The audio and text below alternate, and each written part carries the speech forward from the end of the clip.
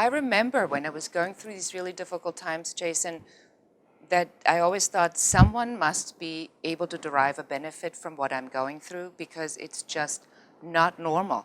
How did you find the strength to pull out of all of these hardships?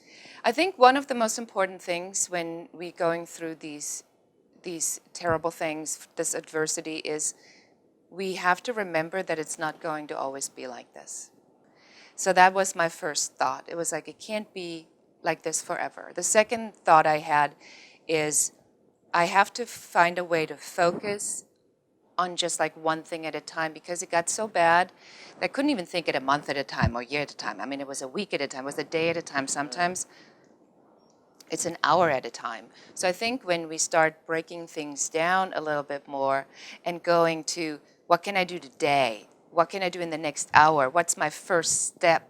And then just take that first step and then the next step, then somehow you make it through it. But for many years, I tried really hard not to even to think about how bad it was because it was just about how am I going to make it through today? How am I going to make it through the end of the month?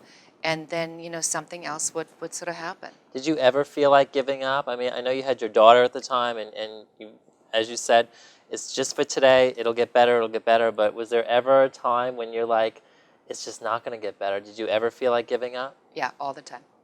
All the time. But I have this, I think that Eleanor Roosevelt said it really best. She says, you never know how strong a woman is. She says, women are like tea bags. You never know how strong she is until you throw in hot water. So that was kind of, I thought, and this is sort of a big message that I have for our audience is when you are in hot water, it's like, will you really let that define you?